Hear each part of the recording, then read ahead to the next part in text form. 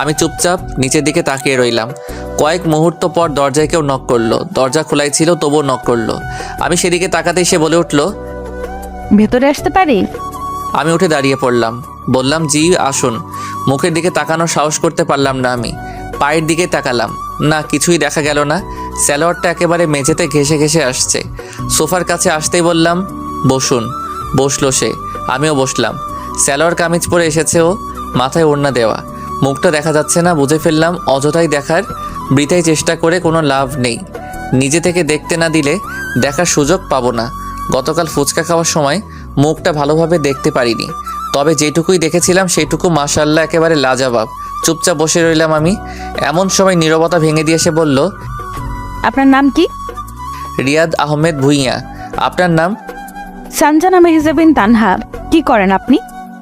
সরকারি চাকরি। স্যালারি কথা বলতে চাইতেই তানহা থামিয়ে দিল আমায়। বলল, থাক, স্যালারির কথা বলতে হবে না। ঘুষ খান? কিছু মনে করবেন না আমার কথায়। আজকাল তো সরকারি চাকরি পেতে হলে রাজনৈতিক পরিচয়কে প্রাধান্য দেওয়া হয়, লাখ লাখ টাকা ঘুষ দিতে হয়, আরো নানান অসুধ উপায়ে সরকারি চাকরিতে লোকেরা ঢোকে। আপনিও কি সেভাবে ঢুকেছিলেন? আর কর্মক্ষেত্রে ঘুষের বিনিময়ে কোনো কাজ করেন কি না? আমি এবার বুক ফুলিয়ে বললাম, না, আল্লাহর রহমতে আমাকে তেমন কিছুই করতে হয়নি। নিজের যোগ্যতায় আর স্বচ্ছভাবেই চাকরিতে ঢুকেছি, আর ঘুষ নিয়ে কোনো কাজ করি না।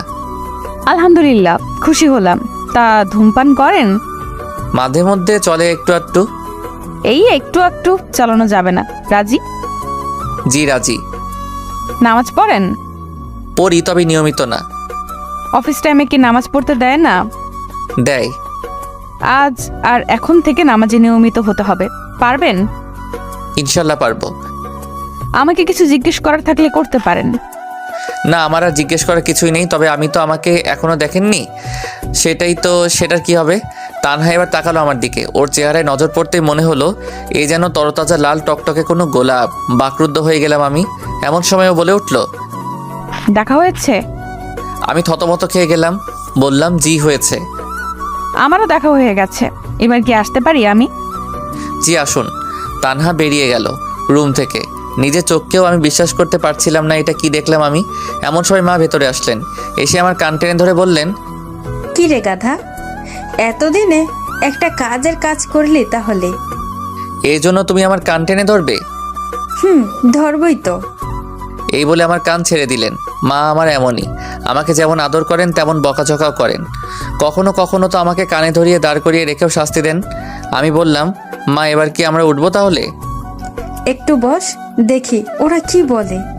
যদি আজই সব কথা পাকাপাকি করতে চায় সেটা তো ভালোই, আর সময় নিতে চাইলে তো নেবেই। একটু অপেক্ষা কর। আচ্ছা ঠিক আছে। আমরা মা ছেলে বসে কথা বলছি। এমন সময় ভদ্রমহিলা আসলেন আর বললেন, আমাদের শায়নের বাবা বাসায় আসলে ওনার সাথে কথা বলে তারপর চূড়ান্ত কথা বলতে পারবো। আপনারা একটু বসুন, খাওয়া দাওয়া করে তারপর যাবেন। এমন সময় মা বলে উঠলেন, না না থাক, আমরা খাওয়া দাওয়া করেই এসেছি। আপনারা নিজেরা আলোচনা করে আমাদেরকে জানাইন। ফোন নম্বর তো আছেই। আমরা উঠবো এবার। এই বলে মা উঠে দাঁড়ালেন। আমি উঠলাম। মাঝে হালকা নাস্তা করা হয়েছে। ভদ্র মহিলার সাথে কথা বলতে বলতে মা বাইরের দিকে যেতে লাগলেন।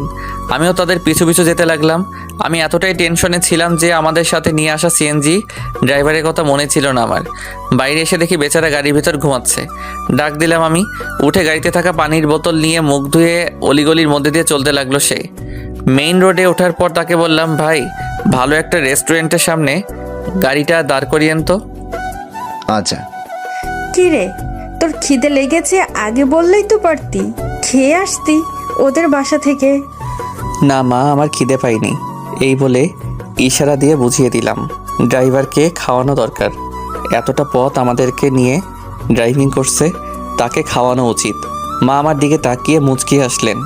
তার হাসির মাঝে আমি গর্ববোধ লক্ষ্য করলাম। সে তার ছেলেকে নিয়ে গর্বিত বলে মনে হলো আমার কাছে। কিছুক্ষণ পর ড্রাইভার একটি রেস্টুরেন্টের সামনে গাড়িটি দাঁড় করিয়ে বলল, নামেন, এটি ভালো রেস্টুরেন্ট, এতে খাওয়া দাওয়া করতে পারেন। আমি তার দিকে একটি 500 টাকার নোট বাড়িয়ে দিয়ে বললাম, এটা নিন, আর এখান থেকে গিয়ে পেট ভরে খেয়ে আসুন। আমরা নাস্তা করে এসেছি, খিদে নেই। টাকাটা দেখে আমার দিকে অপলক দৃষ্টিতে তাকিয়ে রইল ড্রাইভার লোকটি। মুহূর্তেই যেন তার চোখ দুটো টলমল হয়ে গেল। সে টাকাটা নিবে কি নিবে না দ্বিধায় পড়ে গেল। এমন সময় মা বলে উঠলেন, টাকাটা নাও, গিয়ে খেয়ে এসো, আমরা বসছি। লোকটি এবার টাকাটা নিয়ে রেস্টুরেন্টের ভেতর চলে গেল। খুব ভালো লাগছিল আমার এই কাজে।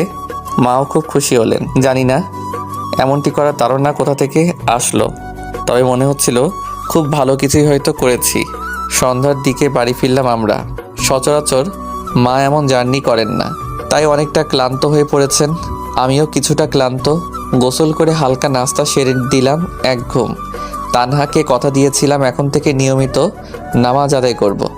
নামাজ যদিও আদায় করব একমাত্র মহান আল্লাহর জন্য, কিন্তু এটির জন্য তাগিদ দিয়েছে সে। তার কারণেই আজ ফজরের নামাজ আদায় করলাম। শেষ কবে ফজরের নামাজ পড়েছিলাম আমার মনেও নেই। বাহ, নামাজ পড়ে তো বেশ ভালোই লাগছে, চনমনে লাগছে অনেক।